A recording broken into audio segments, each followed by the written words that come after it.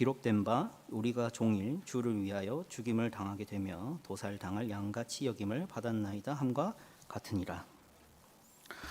이 마지막 구절을 제가 한 번 더 읽은 이유가, 이 마지막 구절은 예언의 말씀이기도 하고 지금 우리가 모두 겪고 있는 사실에 대한 서술이기도 합니다. 그러니까 특별히 신자가 아닌 이들이 아니라 신자라면 무조건 반드시 겪을 수밖에 없는 사실을 하나님께서 예언하신 일에 대한 서술이 36절 말씀이기 때문에 한 번 더 말씀드렸습니다. 오늘 설교를 앞서서 이 얘기를 다시 한 번 더 강조하는 이유가 이것은 진리이기 때문입니다. 이것이 왜 진리입니까? 신자가 아닌 인생을 사는, 그러니까 교회를 다니지만, 교회를 출석하지만 신자가 아닌 인생, 신자로서 감당해야 될 인생을 회피하는 사람이라면 겪지 않을 일이지만, 신자가 신자답게 곧 예수 그리스도가 명하신 모든 그 뜻대로 살고자 할 때 겪을 수밖에 없는 일이기 때문입니다. 그게 뭐라고요? 우리가 종일 주를 위하여 죽임을 당하게 되며 도살당할 양같이 여김을 받았나이다 함과 같으니라. 이 말씀이 현대를 살아가는 그리스도인들에게 참으로 와닿기 어려운 이유가 뭐냐면 이게 진실이 아니라서가 아니라 그렇게 사는 사람이 드물기 때문입니다. 신자답게 사는 사람이 드문 공동체에서는 이 말씀이 와닿지를 않는 것이죠. 우리가 정말로 신자답게 살면 살수록 도살당할 양같이 여겨질 겁니다. 우리 주님처럼 말이죠. 그래서 우리 모두가 신자답게 살고 있고 여러분이 모두가 도살당할 양같이 괴로운 인생을 살고 있다는 전제에서 이 말씀을 읽어야 바울이 말하는 그 절절한 심정을 읽을 수 있는 것이지, 사실은 이 전제가 동의되지 않는다면, 도살당할 양 같은 인생을 살고 있지 않는 사람이라면 사실 오늘 말씀은 바울이 말하고자 하는 바를 이렇게 공감하기가 어려워집니다. 그래서 여러분들이 아직 그런 삶을 살고 있지 않다면 그 삶을 한번 동경하는 가운데 들어보시면 좋습니다. 혹은 그런 삶, 도살당할 양 같은 인생을 살고 있는 분들이라면 이 말씀을 통해서 바울이 여러분에게 하는 위로와 격려를 들으시면 좋습니다. 자, 그러면 이제 이 말씀을 얘기하기 전에 우리는 한 가지 지난번에 했던 설교의 내용을 생각해 볼 필요가 있습니다. 지난번에 했던 설교라 함은 29절이었죠. 29절의 말씀을 지난번에 살폈었습니다. 하나님이 미리 아신 자들을 또한 그 아들의 형상을 본받게 하기 위하여 미리 정하셨으니 이는 그로 많은 형제 중에서 맏아들이 되게 하려 하심이니라. 이 말씀은 구원의 목적을 제시하고 있다고 했습니다. 우리 모두가 모호하게, 모두라고 말하진 않겠습니다. 대다수의 그리스도인들이 모호하게나마 알고 있는 구원이 뭐냐에 대한 그 수정을 해주는 본문입니다. 본문을 보면 뭐라고 되어 있습니까? 하나님이 구원을 어떤 목적에서 내셨다고 합니까? 천국에 들어가게 하려는 것이 아니라 정확하게는 예수 닮게 하려고. 이게 지난 설교의 핵심이었죠. 대다수의 그리스도인들은, 특히 초신자분들은 더 그렇습니다. 예수를 믿으면 복을 받는다는 차원을 가지거나 혹은 예수를 믿으면 좋은 데 간다더라 하는 차원에서 구원을 생각을 하기 마련이죠. 하지만 성경은 정확하게 구원의 목적을 뭐라고 얘기하냐면 예수 닮는 데 있었다. 하나님이 정하신 것은 예수 닮는 것이다. 이거를 29절이 확인시켜주고 있다고 했습니다. 자, 이렇게 한번 설명을 해보죠. 내세주의 신앙이 대세였던 시대가 있습니다. 내세주의 신앙. 예수 믿고 천국 가는 게 최고인 때가 있었다는 것이죠. 그때가 언제냐면은 먹고 살기 힘들 때는 예수 믿고 천국 간다는 말이 큰 매력으로 와닿았던 시대가 있었습니다. 그러나 요즘 시대는 어떨까요? 요즘 시대는 이렇게 표현됩니다. 현세주의 신앙이라고 합니다. 현세주의 신앙이 뭡니까? 예수 믿어서 지금 어떻게 좋게 살 수 있을까? 예수 믿어서 천국 가는 게 아니라 예수 믿어서 지금 내가 뭘 누릴 수 있을까에 대한 매력을 느끼는 시대입니다. 그래서 이런 시대이든 내세주의 신앙이든 문제가 뭐겠습니까? 구원의 목적이 다른 데 있다는 것이죠. 구원의 목적이 내세주의 신앙에서는 천국이 끝이었고, 현세주의 신앙에서는 지금 내가 어떻게 복받을까가 관심사가 되는 것이죠. 그러나 오늘이야죠. 지난 설교의 핵심이 뭐라고 했습니까? 예수 믿게 해서 하나님이 만들고자 했던 구원의 본래 목적이 뭐라고요? 예수 닮는 것이라고 했습니다. 이 말씀을 들을 때 우리는 심각해져야 된다고 말씀드렸습니다. 어떤 부분이 심각해지냐면 이런 겁니다. 교회를 오랫동안 출석을 하면서 어떤 분들은 개근을 할 수도 있습니다. 그리고 또 어떤 분들은 실력 있는 어떤 재능들로 교회를 아주 탁월하게 섬길 수도 있었을 겁니다. 그리고 교회에 생기는 문제들마다 정치적인 영향력을 발휘해서 그 문제들을 아주 매끄럽게 해결하는 수완을 발휘하셨을 수도 있습니다. 그리고 또 어떤 사람들은 헌신으로 교회를 감당하고 교회를 지키고 교회를 유지하는 분들이 있었을 수도 있겠습니다. 그리고 마지막으로 어떤 분들은 정말 관계를 잘 맺어서 수많은 영혼들을 전도하는 일을 감당하셨을 수도 있겠습니다. 자, 그러나 그 나중 평가가 예수를 닮은 구석이 하나도 없다가 되면 심각해지는 것이죠. 심각해지는 것입니다. 왜요? 미리 정하신 목적이 뭐라고요? 예수 닮는 데 있었는데, 근데 그토록 오랫동안 많은 일들을 해놓고서는 예수 닮은 게 하나도 없다라는 평가를 들으면 심각해지는 것입니다. 왜요? 하나님이 정하신 뜻과는 너무 다른 상태이기 때문이죠. 그럼 구원이 의심되기 시작하는 겁니다. 이것이 지난 설교의 핵심적인 교훈이었고요. 이제 이 얘기를 해서 이제 오늘 할 얘기를 들어가 보도록 하겠습니다. 오늘 30절의 말씀은 예수를 닮게 하려고 하나님이 이러저러한 일들을 하셨다라는 얘기. 그러니까 구원을 이러저러하게 행하셨다. 예수 닮게 하려고 이러저러한 일을 하나님이 행해 오셨다라는 얘기가 30절입니다. 그런데 이것을 신학적인 표현으로 뭐라고 하느냐? 구원의 서정이라고 합니다. 구원의 서정. 구원의 서정이라 하니까 좀 이해되기가 어렵죠. 구원의 서정이란 말은 다르게 표현해서 구원의 순서, 구원의 차례라고도 합니다. 그러니까 구원을 행하시는 순서를 설명하는 것이 구원의 서정인 것이죠. 자, 구원의 서정에 대한 이 30절의 말씀을 저와 여러분이 나누기에 앞서서 한 가지 생각해 봐야 될 지점이 있습니다. 그게 뭐냐면 하나님이 우리를 구원하셨다에 있어서 그 구원을 인식하는, 자꾸 말이 어려워지죠, 표현이. 한 사람의 구원에 대해서 바라보는 시각에는 두 주체가 있다는 거예요. 두 주체. 그 두 주체를 누구라고 할 수 있냐면 나와 하나님이 구원에 대해서 바라보는 두 주체가 된다는 겁니다. 자, 다시 한번 설명드리겠습니다. 전필국 전도사가 구원을 받아가고 있다를 쳐다보고 있는 주체에는 두 대상이 있다는 겁니다. 두 존재가 있다는 겁니다.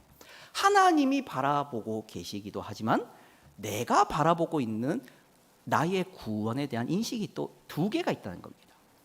자, 이거를 왜 말씀드리냐면, 자, 사람 편에서, 나의 편에서 나의 구원을 생각할 때는 어떤 식으로만 말하게 되냐면 이런 식입니다. 내가 어느 순간 교회를 가고 싶어지더라. 성경을 읽고 싶어지더라. 그리고 내 주변에 있는 사람이 갑자기 어느 교회로 전도를 하더라. 그리고 설교를 듣다 보니까 믿어지더라. 스스로 또 성경을 읽어보니 이해가 되더라. 동의가 되더라. 그래서 결국엔 내가 회개를 했다. 그리고 내가 믿기로 했다. 그때 한 20몇 살쯤에 그랬다. 이런 식으로 표현하는 것이죠. 이거는 내가 인식하는, 내가 알고 있는, 내가 기억하는 나의 구원 과정입니다. 그렇죠? 그런데 그건 내 입장이고요. 내 생각이고 내가 인식하고 내가 알고 있는 사실들이고요. 하나님의 입장에서도 과연 그럴까요? 하나님의 시각에서도 정말 내가 성경을 펼쳐볼 때가 시작일까요? 내가 교회를 가기로 했을 때가 구원을 받아가는 과정이 끝이었을까요? 그렇지가 않다는 겁니다. 구원의 서정은 그거를 정확하게 제시하고 있는 것이죠. 30절 한번 보십시오. 이제 30절을 보겠습니다. 또 미리 정하신 그들을 또한 부르시고 부르신 그들을 또한 의롭다 하시고 의롭다 하신 그들을 또한 영화롭게 하셨느니라. 여기에는 첫째로 미리 정하신이 나옵니다. 이 미리 정하신이라는 이 표현은 하나님이 정하셨다는 겁니다. 하나님이 이곳에 계신 여러분을 구원하고자 할 때 정하셨다는 겁니다. 이 정하심은 우리가 태어나기도 전에 있던 일입니다. 그리고 이 만물이 존재하기도 전에 있었던 일입니다. 창세 전부터 하나님이 정하셨다는 얘기를 하는 것입니다. 어디 나와 있습니까? 에베소서 1장 4절이죠. 함께 앞에 보십시오. 1장 4절 읽겠습니다. 시작. 곧 창세 전에 그리스도 안에서 우리를 택하사 우리로 사랑 안에서 그 앞에 거룩하고 흠이 없게 하시려고. 여러분, 내가 교회를 나가기로 마음먹은 때가 시작이 아닙니다. 내가 성경을 좀 읽어보고 싶다 한 때가 구원의 시작이 아니라고요. 하나님이 그때부터 일하신 게 아닙니다. 내가 이제 교회를 나가서 설교를 듣다 보니까 믿어지네, 믿고 싶네, 회개하고 싶어졌다. 그럼 난 세례를 받아야지, 세례 교육을 받자 라는 의지를 내가 발현할 때가 하나님이 일하신 시작이 아니라고요. 하나님이 언제 시작했다고요? 창세 전부터. 그거를 왜 못 보시냐는 겁니다. 못 본다고요. 내가 시작한 게 시작인 줄 압니다. 내가 예수를 믿기로 내가 생각을 가지고 내가 기억을 가지고 있는 그때가 구원의 시작인 줄 아니까 그게 단줄합니다. 하나님이 그거밖에 안 하신 것 같습니다. 그러면 안 되는 것입니다. 두 번째는 뭡니까? 부르셨다입니다. 30절에 나와 있죠. 부르셨다. 미리 정하신 그들을 부르셨다. 이 부르심이란 것은 소리를 말하는 게 아닙니다, 여러분. 소리가 아닙니다. 얘들아 이리 오렴. 그걸 듣고 가야겠다. 이걸 말하는 게 아닙니다. 불렀다는 것은 강권하는 걸 말합니다. 가지 않으려고 발버둥 치고 고집을 부리고 생각도 안 하고 모르고 들어도 들리지도 않는 맹인이었던 시절에 부르셨다는 얘기입니다. 그것이 소리입니까? 소리가 아닙니다. 사랑하는 성도 여러분, 예수 그리스도께서 바다와 바람을 잠잠하게 했던 사실이 기억나십니까? 바다와 바람이 귀가 있습니까? 그 바람과 바다가 순종을 하려고 의지를 노력한 겁니까? 아닙니다.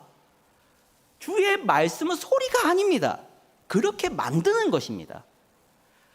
창세 때 하나님께서 세상을 만들 때에 말씀으로 만드셨다는 것은 순종을 그들이 했다는 얘기를 하는 게 아니라 바꿔놨다는 겁니다. 만들어내셨다는 겁니다. 그래서 주의 말씀은 소리가 아닙니다.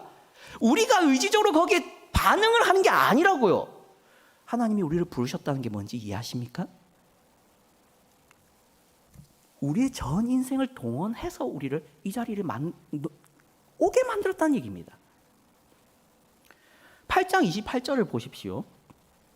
8장 28절입니다. 로마서 8장 28절 함께 읽어보겠습니다. 시작. 우리가 알거니와 하나님을 사랑하는 자 곧 그의 뜻대로 부르심을 입은 자들에게는 모든 것이 합력하여 선을 이루니라. 이 모든 것에는 고통이나 악도 동원되지만 그냥 크게 말해서 역사와 나라와 민족과 경제와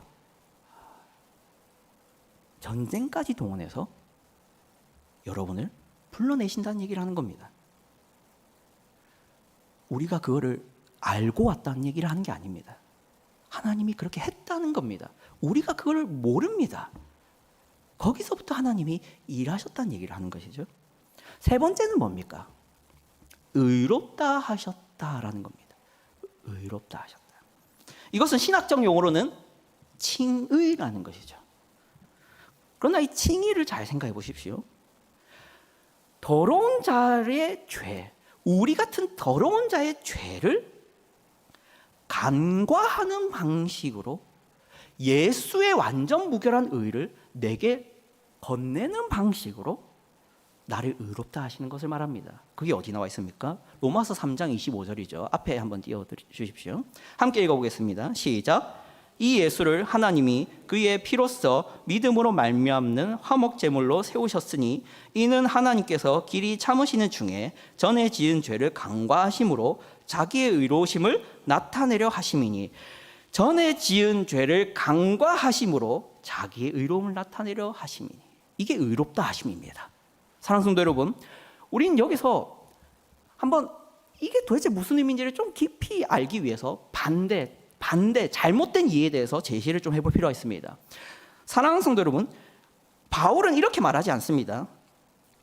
그들이 의롭게 산 것을 인정하셔서 의롭다 하셨니라가 아닙니다.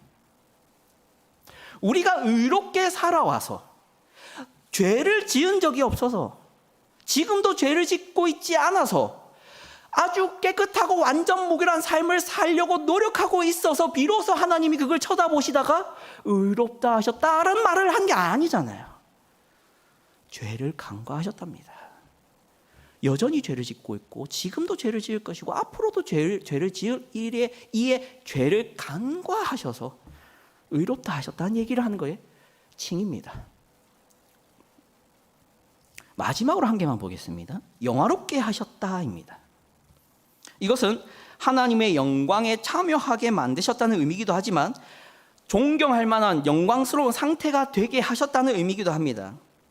이것은 빌립보서 3장 21절을 보면 분명하게 나오죠. 함께 읽겠습니다. 시작. 그는 만물을 자기에게 복종하게 하실 수 있는 자의 역사로 우리의 낮은 몸을 자기 영광의 몸의 형체와 같이 변하게 하시리라. 예수님께서 하신 일로 말미암아 우리의 낮은 몸, 그게 뭡니까? 여전히 죄 아래 신음하고 유혹에 약하며 화를 못 참고 나의 죄를 감당하지 못하는 이 육체를 누구의 몸처럼, 예수 그리스도의 영광스러운 몸처럼 어떻게 하신다고요? 변화하게 하신다고요. 그게 영화롭게 하시는 일입니다. 그걸 누가 하신다는 겁니까? 내가 한다는 겁니까? 내가 내 육체를 치고 사막에 들어가고 광야에 들어가서 좋은 것만 먹고 채식을 하고 육식은 안 하면 내가 그런 영광스러운 육신이 된다는 얘기가 아니지 않습니까? 예수께서 부활하신 것 때문에 나도 그와 같은 육신을 얻게 된다는 얘기지 않습니까? 우리의 노력은 하나도 없는 것이 뭡니까? 구원입니다. 제가 여기까지 설명을 나열한 이유가 이 얘기하려고 하는 겁니다. 지금 하나님 편에서 우리 편이 아니라 내가 성경을 읽었고 내가 교회를 나갔고 내가 믿기로 했고 내가 순종을 하고 이런 얘기가 아니라 하나님 편에서 내가 인식하는 구원이 아니라 내가 바라보고 내가 생각하는 구원이 아니라 하나님 편에서 구원을 어떻게 생각하고 계시냐, 다 내가 하지 않느냐는 겁니다. 미리 정하신 것도 나고 그런 너희를 부른 것도 나고 그런 너희를 여전히 죄짓고 있는 너희를 간과하는 방식으로 의롭다 한 것도 나고 너희는 한 게 없고 너희가 영광스럽게 된 것도 너희가 수양하고 노력하고 훈련하고 너희 자신을 뭔가 수련을 거쳐서 한 게 아니라 불교의 스님처럼 산에 들어가서 면벽 수련을 하고 채식만 해서 너희가 그런 영광스러운 육체를 가지는 게 아니라 내가 내 아들을 죽여서 만든 것이지 않습니까? 아니라는 겁니다. 여러분, 구원의 서정에 대한 이러한 지식이 왜 필요한 겁니까? 신학적인 이러한 지식은 신학자들이나 목회자들만 필요한 지식이지 않습니까? 내가 왜 미리 정하셨다는 것이든 부르셨다는 것이든 그런 나를 의롭다 하셨다는 그 진리든 그런 나를 영화롭게 한다는 이 무슨 복잡한 이런 신학적 지식이 나한테 왜 필요한 겁니까? 첫 번째는 이것입니다. 두 가지가 있는데요. 첫 번째는 이것입니다. 하나님이 주시고자 하는 구원의 성격에 대해서 올바른 지식을 가지게 하기 때문입니다. 사랑하는 성도 여러분, 바울은 이렇게 말하지 않았습니다. 또 미리 정하신 그들을 부르시고 부르신 그들을 풍족하게 하시고 풍족하게 하신 그들을 유명하게 하셨느니라 라고 말씀하지 않았습니다. 또 다르게 말해볼까요? 미리 정하신 그들을 부르시고 부르신 그들을 평안하게 하시고 평안하게 하신 그들을 실패를 겪지 않게 하셨느니라 로 말하지도 않았습니다. 그런데 마치 구원이 그런 것처럼 생각들하는 사람들이 있습니다. 구원에 대한 잘못된 지식은 우리 신약 성경에 너무 많습니다. 가장 대표적으로 누가 있을까요? 예수님을 따라다니던 사람들이죠. 그들이 예수님께 뭘 바랬습니까? 정치적 구원. 이 유대가 좋은 나라가 되도록 우리 주님이 일하실 것을 기대했겠죠. 또 두 번째가 뭡니까? 먹고 배부르게 하시는 것 때문에, 그게 오병이어 사건이죠. 오병이어 사건이 뭔가 좋게 포장이 되지만 사실은 그렇지 않습니다. 예수님께서는 지금 이 제자들이 자신을 왜 따르는지를 드러내신 겁니다. 예수님 뭐라 하십니까? 이들이 나를 따르는 이유는 먹고 배부르기 때문이니라. 그들이 기대했던 구원이 뭘까요? 식량이고 물질이죠.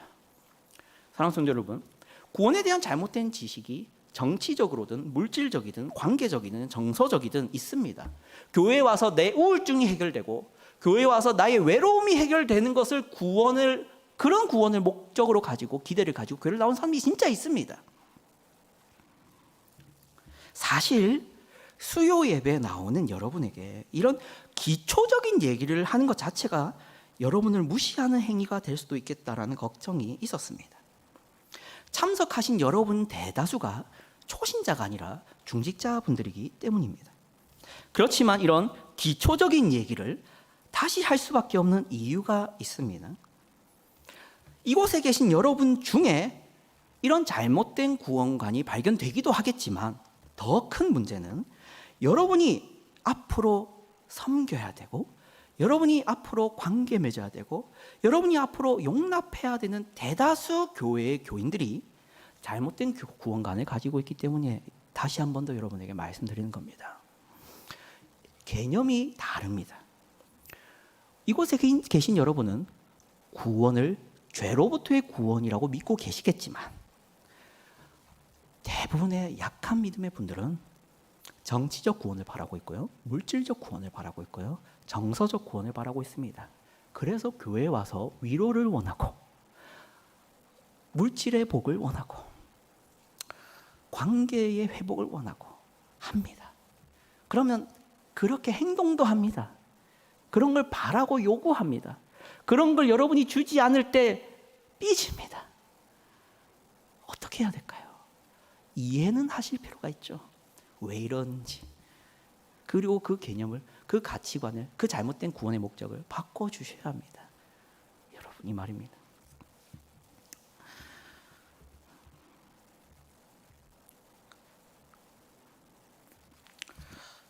사랑하는 성도 여러분, 여기서 우리는 한 가지 교훈을 받을 수 있습니다. 무엇이냐면 우리 하나님께서 우리를 구원하고자 했을 때 그 구원은요, 물질이나 어떤 정치적인 혹은 관계적인 구원이 아니라 했습니다. 그럼 무엇이라 했습니까? 죄로부터의 구원이라고 했습니다. 이 죄로부터의 구원을 왜 하시려 했느냐라는 것이 중요하겠죠. 사랑하는 여러분, 우리가 겪는 대다수의 문제, 대부분의 문제, 물질적으로든 관계적으로든 혹은 건강으로든 이 모든 문제의 원인이 뭔지에 대해서 우리가 동의하셔야 될 게 있습니다. 그게 죄라는 것이죠. 죄가 모든 문제를 일으킵니다. 죄가 다툼을 일으키고요, 죄가 감당할 수 없는, 만족할 수 없는 욕구를 일으키는 것이고요, 죄가 관계가 틀어지게 하는 것이고요, 죄가 건강을 나쁘게 하는 것입니다. 이것을 동의할 수 있어야 됩니다. 우리 하나님이 우리의 물질을 채우지 않고 우리의 문제를 해결하지 않고 우리의 관계를 회복하지 않는 이유는 그런 것들이 하나님께는 무관심해서가 아니라 죄가 원인이기 때문입니다. 제가 이런 것을 굳이 말씀드리는 적용으로서 말씀드리는 이유는요, 그렇게 생각을 안 하는 모습들이 종종 나올 수 있습니다. 어떤 식으로 나옵니까? 이 갈등을 잘 봉합하면은 문제 해결이 다인 것 같이 생각합니다. 내 의견이 이기면 되는 것인 양 생각합니다. 그리고 돈이 없어서 이런 문제가 생기는 것으로만 생각합니다. 혹은 어떤 좋은 방법론을 사용하지 못해서 지금 이 사달이 난 것처럼 생각을 합니다. 그래서 그 문제만 해결된다면, 이 의견이 통과만 된다면, 이러한 갈등이 봉합만 된다면 문제 해결이 다인 줄 압니다. 하지만 여러분, 죄가 그렇게 만든 것이지 않습니까? 죄가 싸우게 한 것이고, 죄가 다투게 한 것이고, 죄가 못 참게 하는 것이고, 죄가 고집을 부리게 만드는 것이고, 죄가 거짓말을 만드는 것이고, 죄가 욕구를 만들어내는 것이고, 죄가 자존심을 못 내려놓게 하는 거 아닙니까? 그럼 모든 문제의 원인이 뭡니까? 죄입니다. 그러면 죄를 해결해야죠. 죄를 해결해야죠. 죄를 해결하지 못해서 이 일을 겪는 거 아닙니까? 죄를 바라봐야죠. 그런데 왜 죄를 심각하게 여기지 않는 것입니까? 우리는 두 번째 필요성을 얘기할 수 있습니다. 우리가 왜 이 구원의 서정 교리를 알아야 됩니까? 그것은 우리가 얻을 수 있는 최고의 위로와 최고의 확신이 이 구원의 서정의 교리를 아는 데 있기 때문입니다. 자, 한 가지 예증을 좀 말씀드리겠습니다. 우리는 어떤 행복한 미래를 그려볼 수 있지 않겠습니까? 예를 들어서 만일 트로트 가수 임영웅 씨가 내 아들이라면 어떨까 하는 상상 해볼 수 있지 않겠습니까? 임영웅 씨 혹시 모르십니까? 제가 아는데 인기 많다던데요, 우리 어른분들에게. 그리고 두 번째로 저기 저 건물이 내 소유라면 이런 상상 해볼 수 있지 않겠습니까? 그리고 또 로또 복권 1등에 내가 당첨돼 본다면 이런 상상을 해볼 수 있지 않겠습니까? 자, 그러면 사도 바울이 지금 31절에서 하고 있는 것이 바로 그런 것입니다. 한번 31절 보시죠. 함께 읽어보겠습니다. 시작. 그런즉 이 일에 대하여 우리가 무슨 말하리요? 만일 하나님이 우리를 위하시면 누가 우리를 대적하리요? 여기 한 가지 가정이 나오죠. 만일 하나님이 우리를 위하시면입니다. 만일 하나님이 우리를 위하시면. 아이들이 싸울 수 있지 않습니까? 혹은 누구랑 의견 다툼을 할 수 있습니다. 그런데 이 아이들이 이제 자기 힘으로 못 이길 때 마지막으로 쓰는 동원하는 수단이 뭡니까? 너 내 아빠 누군지 알아? 이겁니다. 내 엄마 누군지 알아? 이거죠. 물론 아이들만 하진 않고 뭐 커서도 할 수는 있는데 마지막 수단이 아빠 누군지 알아입니다. 자신의 아빠가 능력 있는 아빠일수록 든든히 사용하겠죠. 사도 바울이 지금 말하는 것도 그와 비슷합니다. 만일 하나님이 우리를 위하시면입니다. 그냥 아빠가 아니죠. 창조주 하나님이 제시되고 있는 겁니다. 그 창조주 하나님이 나를 위하시면입니다. 바울은 이것이 그냥 상상이나 가정이 아니라 사실임을 증명하죠. 그게 어디 있습니까? 31절 앞에 어떤 표현이 있습니까? 그런즉 이 일에 대하여입니다. 이 일이 무엇입니까? 30절의 일이죠. 30절에 하나님이 여러분을 미리 정하시고, 하나님이 여러분을 부르시고, 하나님이 여러분을 의롭다 하시고, 하나님이 여러분을 영화롭게 하셨다라는 이러한 지식들을 말합니다. 자, 제가 앞에 그 지루한 미리 정하셨다는 게 언제부터 정하셨냐? 우리를 부르셨다는 게 도대체 무슨 말이냐? 그런 우리를 의롭다 하신 게 무슨 의미냐? 우리를 영화롭게 한다는 것이 무엇이냐? 이런 지루하기 짝이 없는 이런 구원의 서정이라는 교리를 제가 여러분에게 사실은 지루할 수도 있는데 제시드렸던 이유는 하나님이 여러분을 위하셨다라는 것을 느끼게 하려고 한 겁니다. 앞서 제가 지적드렸다시피 우리 편에서는 하나님이 사실 뭔가 한 게 없는 것 같을 때가 많지 않습니까? 다 제가 한 것 같지 않습니까? 제가 성경책을 펼친 것 같고, 제가 억지로 몸을 이끌고 예배당에 온 것 같고, 제가 뭔가 힘을 내서 하나님께 순종하고자 노력하는 것 같습니다. 그리고 하나님이 거기에 대해서 뭔가 도움이란 것은 하나도 한 것 같지가 않습니다. 애초에 내가 하나님을 선택한 것조차도 내가 겸손해서 선택한 것 같습니다. 그런데 그게 아니라고 제가 말씀을 드렸지 않습니까? 우리가 이 자리에 있었던 것은 하나님이 창세전에 우리를 미리 정하신 때로부터 시작해서 그분이 지금까지 일하셨기 때문에 비로소 이곳에 있는 것이라는 것을 기억하시라는 겁니다.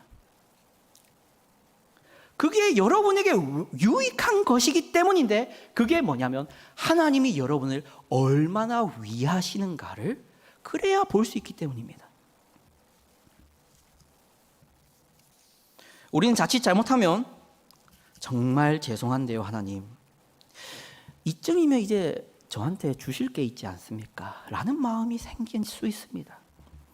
제가 이 정도 했으면, 내가 이만큼 주님 참고 뭔가를 바라지 않고 이렇게 헌신했으면 이제는 주셔야 되지 않습니까? 이런 대접은 하면 안 되지 않습니까? 라는 마음이 생길 수가 있지 않습니까?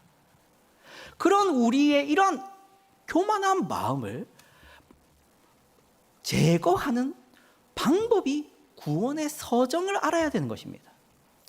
그것은 내가 생각하는 나의 구원이 다가 아니라는 것을 보여주죠. 내가 한 것이고 내가 믿는 것이고 내가 회개한 것이 다가 아니라는 것을 보여주려고 구원의 서정이 있는 것입니다.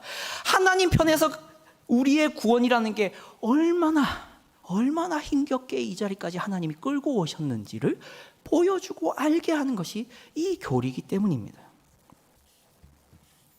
예를 들어 봅시다. 자기가 사랑받은 적 없다는 아이들이 부모에게 꼭 하는 말이 있죠. 자기가 사랑받은 적이 없다 하는 아이들이 부모에게 꼭 하는 배은망덕한 말이 있습니다.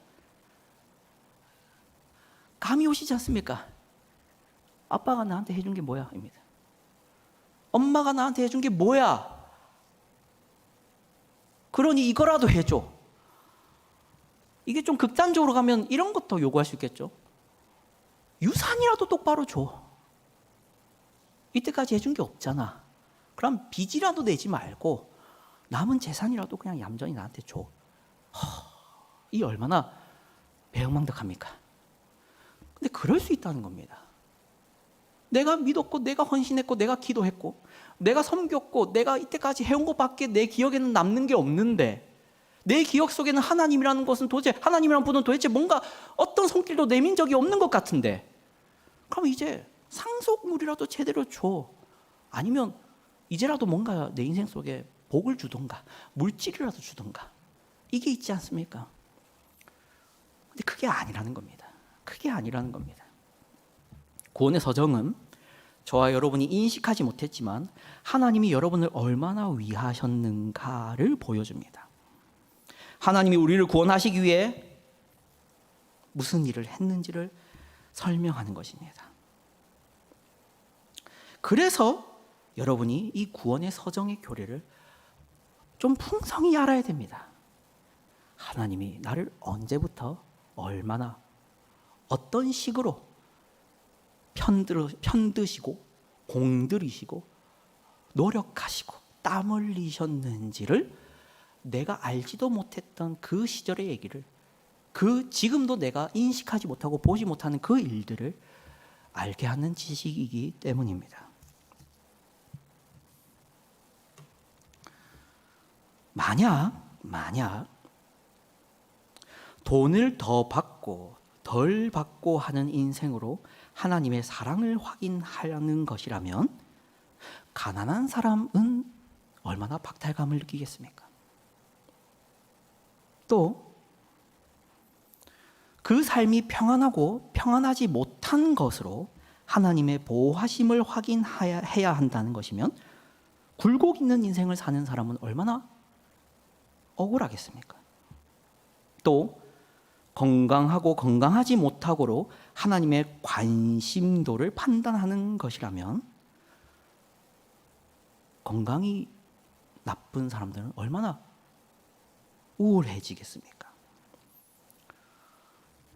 하나님이 우리를 위하신 증거들은요, 이제부터 내가 받아야 될 것에서 찾아야 되는 게 아닙니다. 열심히 섬긴 내가 이제 받아야 되는 것에서 하나님이 나를 얼마나 위하셨는지를 확인하시면 안 됩니다. 내가 이 자리에 있다는 것 자체가 하나님이 나를 위하신 증거입니다. 내가 이 설교를 기분 나쁘게 듣지 않고 있다는 사실 자체가 하나님이 나에게 기름 붓고 있다는 증거입니다. 내가 하나님의 말씀을 보고자 하는 마음이 있다는 것 자체가 내가 성령의 조명하신 가운데 있다는 증거일 수 있습니다. 내가 지금 당장 나가서 세상에서 누릴 게 이렇게 많은데, 지금 이 시간 일을 하면 벌 수 있는 돈이 이렇게 많은데, 내가 마음만 먹으면 지금보다 더 비윤리적이고 악하게 살아갈 수 있는데, 그렇게 살지 않으려는 마음이 있는 것 자체가 내가 잘나서가 아니라요, 하나님이 나를 붙잡고 더 악해지지 않도록 잡고 있기 때문이라는 것을 아셔야 합니다. 거기서 하나님이 여러분을 편들고 있고, 거기서 하나님이 여러분을 위하시고 노력하시고 공들이고 있다는 것을 확인하셔야 됩니다. 그걸 확인할 줄 아는 사람이 감사를 잘합니다. 이미 만족을 하는 것이죠. 그런 만족 가운데 기쁘게 되는 것이죠. 우리가 성경을 읽을 때마다 얼마나 불편한 말씀이 많습니까? 예를 들어서 항상 기뻐하라. 불편하죠. 근데 바울은 당당합니다. 왜요? 당연한 것이니까요. 당연하지 못하게 여기는 사람들은 하나님이 나를 얼마나 위하셨는지를 세어볼 줄 모르는 사람이기 때문입니다. 하나님이 나를 위하셨다는 것을 잘 세는 사람은 항상 기뻐하라는 말이 너무 당연한 말이 됩니다.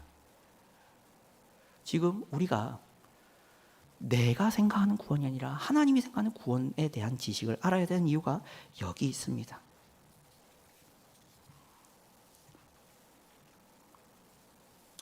마지막으로 한 가지 적용만 하고 말씀을 마치도록 하겠습니다.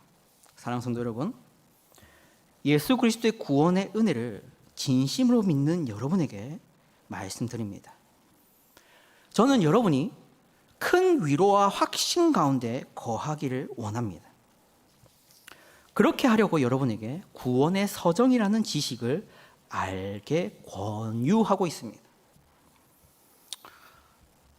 우리는 31절의 말씀을 다시 한 번 더 보셨으면 합니다.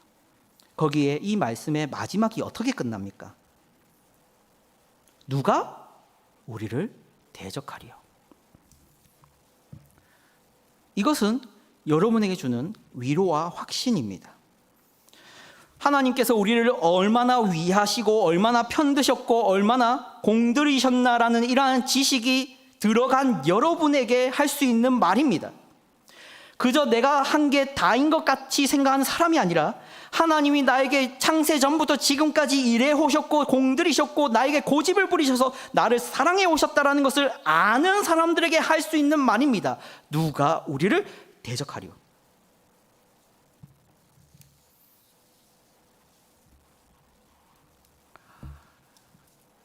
이제로부터 31절 이하로 보시면 계속 나옵니다.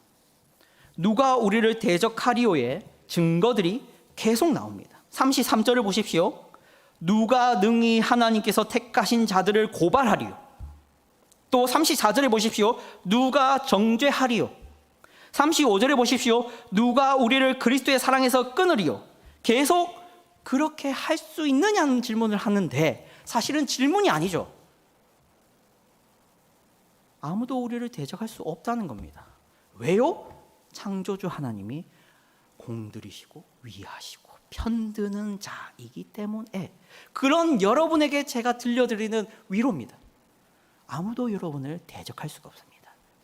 여러분이 구원받은 자라면 말입니다. 요셉이 애굽의 이인자였을 때 이스라엘은 아무도 건드릴 수 없었습니다. 모르드게가 바벨론의 이인자가 되었을 때 그 많은 주에 있는 총독으로부터 귀족들은 유대인들을 괴롭힐 수가 없었습니다. 도리어 유대인들이 자신들을 적대하는 자들을 때려 죽일 때 바벨론의 모든 귀족들은 유대인들을 도와 그들의 원수들을 때려 죽이는데 동원됩니다. 그게 왜 그렇게 됩니까? 이인자가 누구시니까? 유대인이니까. 우리 예수님께서 하늘 보좌에 올라가셔서 보좌에 앉으셨다라는 것을 여러분 믿지 않습니까? 이 만물의 왕이 누구십니까? 예수님과 하나님이시지 않습니까? 그런 여러분을 누가 대적하리요? 누가 여러분을 정죄하리요? 누가 여러분을 그리스도의 사랑에서 끊어내리요? 이것이 하나님의 사랑과 하나님의 위하심 속에 있는, 이 자리에 앉아서 설교를 듣고 있고 성경을 읽고 있고 말씀을 듣고 있는 여러분에게 이미 부어졌습니다. 그런 여러분은 보호받고 있고 누구도 대적할 수 없는 인생입니다. 그것을 믿는 여러분 되시길 주님의 이름으로 축복합니다. 기도하겠습니다. 하나님 아버지 감사합니다. 우리가 이렇게 함께 모여서 하나님의 말씀을 들었습니다.